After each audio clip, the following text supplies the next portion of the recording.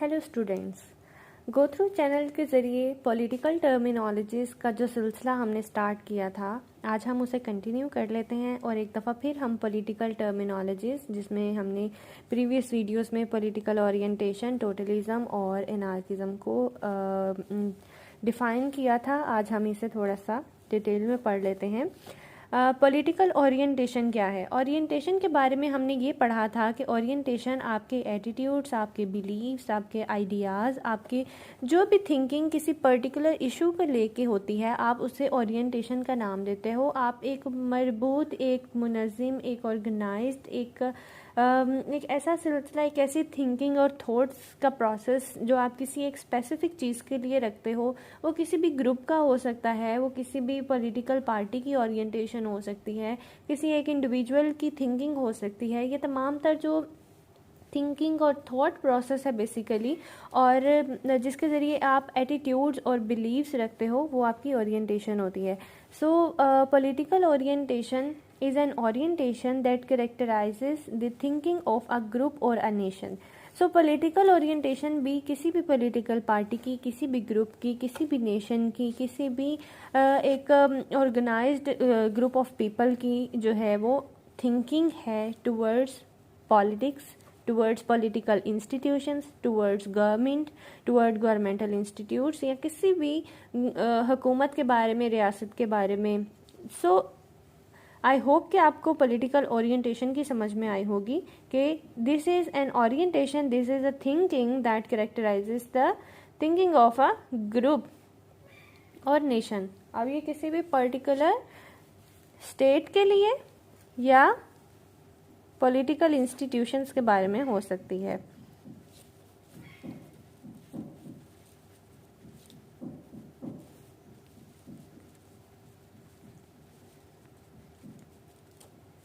Okay, then next हमने जो terminology पढ़ी थी वो थी टोटलिज़म या टोटलिटेरियनिज़म।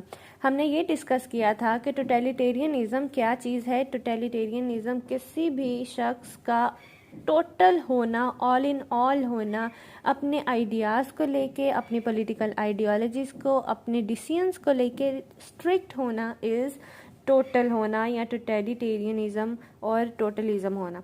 हम इसे डिफाइन कर लेते हैं, the principle of complete and unrestricted power in the government. यानी गवर्नमेंट जो फैसला करती है, that is all in all authority of the government, that is unrestricted, that can not be challenged by any one.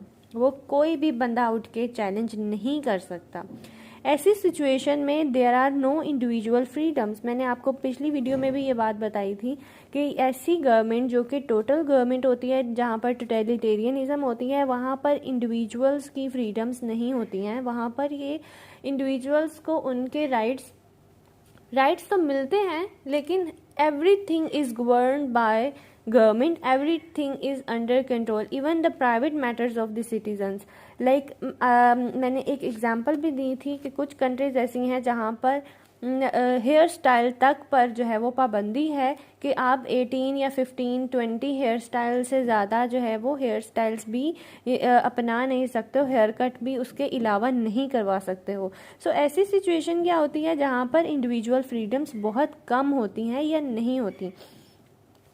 Subordinate to the government in all aspects of life. और ऐसी हुकूमत जो होती है, इसमें तमाम तर सिटीजन्स के जो हर तरह के एस्पेक्ट्स ऑफ लाइफ हैं, वो चाहे आपकी प्रॉपर्टी हो, आपका सिविल राइट्स कोई भी तरह के हों, आपकी फंडामेंटल लिबर्टीज़ हों, कुछ भी, वो तमाम तर जो होते हैं वो they are subordinate to the government. Government उन चीज़ों पर सुप्रीम होती है। अगेन वही बात के जितने भी सिटीजन्स होते हैं उनके प्राइवेट राइट्स जो है, उनकी जो लिबर्टीज़ हैं, everything is under control of a government. Okay, यहाँ पर कुछ एग्जांपल्स मैंने लिखी थी। यूएसएसआर 1924 से 1953 तक टोटल गवर्नमेंट रहा है, टोटलिटेरियनिज्म वहाँ पर रही है। अफ़गानिस्तान भी 1996 से 2001 तक वाज अ टोटलिटेरियन स्टेट। अगर हम इसकी एक अच्छी एग्जांपल ले लें, टोटलिटेरियनिज्म क्या थी, बेनितो मुसोलिनी जो थे, ही क्वाइंड दिस टर्म टोटलिटेरियो, और 1920s में उन्होंने फर्स्ट टाइम ये टर्म इस्तेमाल की थी इटली की फाशिस्ट स्टेट के लिए। बेनितो मुसोलिनी की जो गवर्नमेंट थी, इसके अलावा अगर आप देखें तो जो थे वो हिटलर, तो हिटलर की भी यही टोटलिटेरियनिज्म वाली ही पॉलिसीज़ थी। सो आई होप कि आपको पॉलिटिकल ओरिएंटेशन और टोटलिज्म समझ में आया होगा। नेक्स्ट हम डिस्कस करते हैं एनार्किज्म।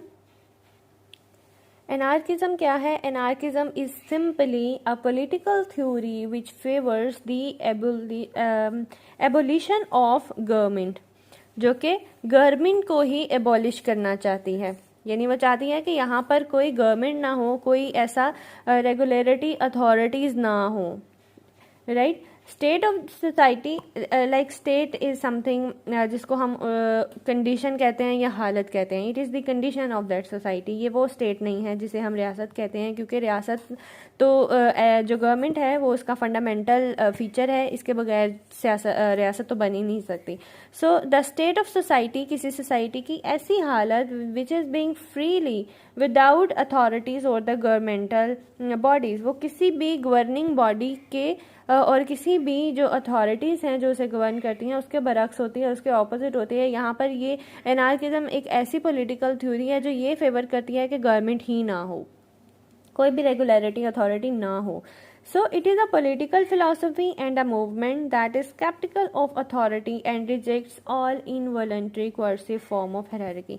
अब ऐसी सिचुएशन में, ऐसी एनार्की में ना तो कोई गवर्नमेंट, ना कोई हायरार्किकल ऑर्गेनाइजेशंस और ना ही कोई इनवॉलंटरी किसी भी तरह की ऑर्गेनाइजेशन और रेगुलेटरी अथॉरिटीज़ जो हैं वो एग्जिस्ट नहीं करती हैं। एनार्किज्म एक ऐसा कॉन्सेप्ट है।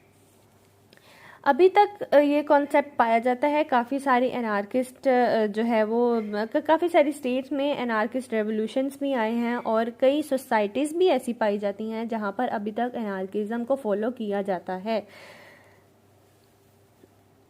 इसकी कुछ एग्जांपल्स हमने प्रीवियस लेक्चर्स में भी पढ़ी थी, हम आज भी देख लेते हैं। इसकी एग्जांपल्स हैं मैक्नोविया। मैक्नोविया एक सोसाइटी है in Ukraine which follows anarchism. इसी तरह कुछ रेवोल्यूशनरी कैटलोनिया है स्पेन में, शिनमिन ऑटोनोमस रीजन है मंचूरिया में। अब इन सब सोसाइटीज़ में जो है वो एनार्किज्म पाई जाती है। अच्छा, अब हम ये सोच रहे होंगे कि ऐसी जगह जहाँ पर कोई गवर्नमेंट का कॉन्सेप्ट ही नहीं है तो वहाँ पर लोग किस तरह से अपने आप को रेगुलेट करते होंगे, तो वहाँ का लाइफस्टाइल कैसा होता होगा।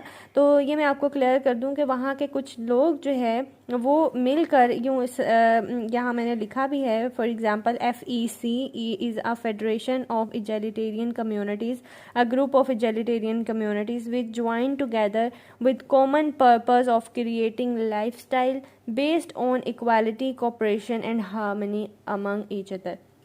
अब ऐसी सिचुएशन, ये भी एक एग्जांपल है। FEC जो है वो फेडरेशन ऑफ इगैलिटेरियन कम्युनिटीज़, ये एक ऐसा ग्रुप है और ये ऐसे और तमाम तरह की एनार्कीज़ जो होती हैं वो इसी तरह की होती हैं कि लोग जो है वो मिलकर इक्वालिटी की बेस पे, कोऑपरेशन की बेस पे, हार्मनी की बेस पे वो कहते हैं कि हम साथ में रहेंगे और हमें किसी भी तरह की गवर्नमेंटल अथॉरिटी की ज़रूरत नहीं है। सो एनार्किज्म तमाम तर कम्युनिटीज़ ऐसी ही होती हैं। यहाँ पर हम लोगों ने कुछ एग्जांपल्स देखी हैं, मैक्नोविया, रेवोल्यूशनरी कैटोलिनिया एंड शिनमिन ऑटोनोमस रीजन, और इसके अलावा हमने फोर्थ एग्जांपल जो देखी वो FEC की देखी, फेडरेशन ऑफ इगैलिटेरियन कम्युनिटीज़।